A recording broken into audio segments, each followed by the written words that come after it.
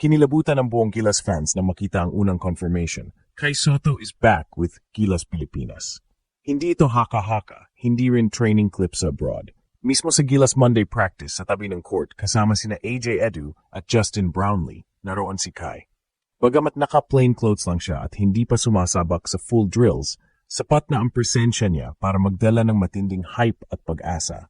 Matagal siyang nawala dahil sa ACL injury, pero ngayon, mismong mga vloggers at insiders ang nagsabing, ito na ang unang hakbang ng pagbabalik ng tunay na Gilas Twin Towers. Si AJ Edu, full contact na. Si Kai, unti-unting bumabalik. Pero ang larawan nilang magkasama sa Gilas Gym sa isang frame ay parang sinyales ng bagong era. Sa likod nila, si Brownlee rin ay all smiles, parang ramdam ng buong team na may babaliktarin silang narrative sa FIBA Asia Cup. Wala pa sa 100% si Kai, pero ang tanong, kailangan pa ba yon para kilabutan ng fans? Sa dami ng spekulasyon, ito ang sagot. Nasa Gilas na siya, ready na ulit makibaka. Ito ang eksaktong clip na wala pang ibang vlogger ang nakakuha. Ito ang momentum na kailangang sakyan. Kai is home, Gilas is rising. At kung magkatuluyan ang tandem nila ni AJ Edu, baka ito na ang simula ng kinatatakutang Twin Towers ng Asia. Hindi inaasahan ng karamihan. Tahimik ang buong basketball community, pero biglang yumanig ang social media nang lumabas ang eksaktong video clip na matagal nang inaantay ng buong Pilipinas. Si Kai Sotto, muling namataan sa official Gilas Pilipinas practice. Hawak ang bola, nakasuot ng plain clothes, pero nasa loob ng national team gym, sa tabi mismo ng court kung saan ginaganap ang weekly training. Ito na yon. Ito ang matagal nang hinihintay ng bawat Gilas fan. Ang kumpirmasyon na si Kai ay balik na sa sistema ng Gilas. Hindi chismis, hindi hint, hindi workout sa Instagram. Totoo. Naroon siya. Ngayon. Matagal na ring pinag-usapan kung kailan babalik si Kai matapos ang kanyang ACL injury. Ilang linggo nang may lumalabas na mga clips ng recovery drills niya mula sa mga plyometric jumps hanggang light gym work, pero hanggang ngayon ay walang matibay na indikasyong kasama na nga siya sa aktwal na Gilas setup. Hanggang ngayon. Dahil sa video na to, natuldukan na ang lahat ng duda. Nakatayo sa tabi ni AJ Edu, ang isa pang tower ng Gilas frontcourt, parang pinakita sa mundo na unti-unting nabubuo ang pinakamalakas na frontline combo ng Pilipinas. Si AJ Edu ay full contact na. Si Justin Brownlee ay balik kondisyon na rin. Pero ang highlight ngayon ay si Kai. Kahit hindi pa nagpa-practice full speed, yung mismong presensya niya lang sa gym ay parang sinyales na malapit na siyang bumalik sa court. Para sa isang player na galing sa major injury, ang makita siyang kasama sa national pool sa mismong practice venue ay napakalaking bagay. Mas malaki pa sa stat line, mas mahalaga pa sa resume, presensya. Commitment, pakikisama at hindi ito basta visual lang. Para sa mga tunay na Gilas fans, alam nilang ang ganitong klase ng footage ay bihira. Bihira dahil internal lang dapat ito. Ang content na to ay unang pruweba na Kai is home, Kai is back with Gilas. At sa pagbuo ng Twin Towers kasama si AJ Edu, baka ito na ang moment na matagal nang hinihintay ng buong bayan. Hindi natin pwedeng maliitin ang eksenang yon. Kahit wala pang layup, kahit hindi pa siya umiikot sa mga drills. Yung presensya ni Kai Sotto sa official Gilas practice ay isang napakalaking hakbang para sa buong programa. Tandaan, galing si Kai sa ACL injury. At sa basketball, kapag sinabing ACL, automatic ang tanong, makakabalik pa ba sa dating forma? Pero ngayong nakita na natin siyang present, nasa team at nakasuot pa ng Gilas gear habang hawak ang bola, hindi na to tanong ng kung babalik pa, kundi kailan siya lalaro ulit. At ito pa ang mas malupit. Hindi lang siya basta bumalik ng solo. Si AJ Edu, ang matagal nang ini-integrate sa sistema ni Coach Tim Cone, ay kasabay niyang nandoon. Dalawang 6'10" pataas na big men, parehong skilled, parehong may international background, parehong gustong isakripisyo para sa bansa, magkatabi, magka-vibe, magkagilas. This is the formation of a deadly frontline. Yung pinag-usapang Twin Towers ng Gilas na puro prediction lang noon, ngayon may video ng pruweba. Buo na ang pangarap sa harap ng camera.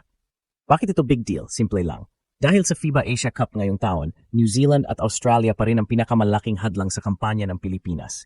At alam nating lahat, hindi ubra ang puro shooting lang. Hindi rin sapat ang bilis lang.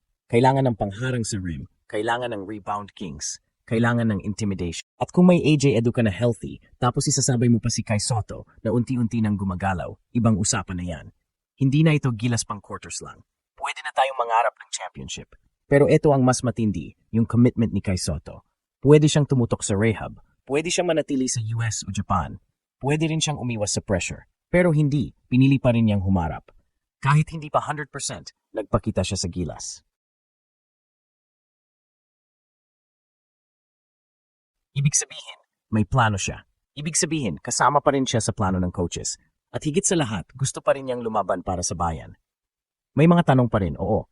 Kailan siya lalaro? Kasama ba siya sa Final 12? Kaya ba niyang humabol sa July 21st na susunod na practice?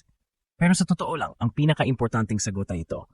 Kai Sotto is back in the building. Hindi na ito rumor. Hindi na ito speculation. Totoo na. Mismong camera na ang nagsalita. At kung ito ang simula ng pagbabalik niya, mas gugulatin pa niya ang buong mundo. Ngayon, pag-usapan natin ang epekto nito hindi lang sa team, kundi sa buong sambayanang Pilipino. Kasi di lang ito simpleng balita ng player na bumalik mula injury. Ito ay simbolo ng pagbangon. Sa bawat batang Pinoy na nangangarap maging atleta, sa bawat fan na nawala ng gana sa mga talo ng Gilas, sa bawat coach na sinusubukang buuin ang sistema, ang pagbabalik ni Kai ay pag-asang buhay.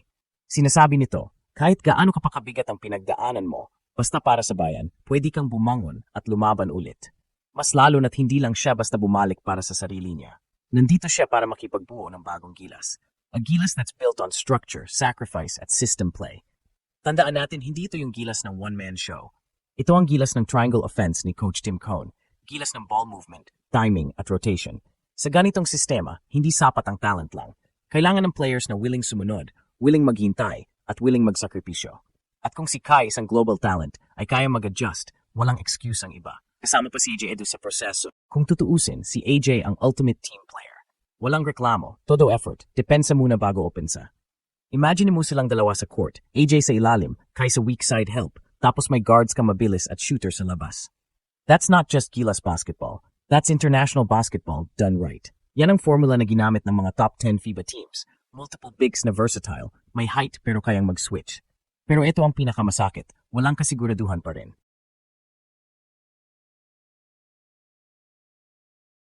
Kahit nakita na natin si Kai sa practice, kahit nakita natin ang chemistry nila ni AJ, hindi pa rin sure kung aabot siya sa Asia Cup. Ang ACL recovery ay hindi minamadali. Kaya ang tanong ngayon, pupwersahin ba ng coaching staff o maghihintay pa ng ilang buwan para masigurado ang long-term health niya? At dito papasok ang pinaka-importanteng punto. Ang Gilas ngayon ay hindi lang tumitingin sa isang tournament. Tumitingin na sila sa long-term course. Sa FIBA Asia Cup 2025, Olympic qualifiers, hanggang 2027 World Cup, gusto nilang buuin ang matibay, sustainable lineup. Kaya kung hindi man makalaro si Kai ngayon, ang mahalaga, nakaposisyon na siya. Nandito na siya. Hindi niya binitawan ang Gilas. At yun ang tunay na kagulat-gulat. Sa mundo ng basketball, kung saan ang loyalty minsan nawawala, si Kai Sotto, kahit injured, kahit may international opportunities, kahit may pressure, ay bumalik para sa Gilas. At kung ito pa lang ang simula ng pagbabalik niya sa full strength, handa na ba talaga ang Asia sa kay AJ frontline na to?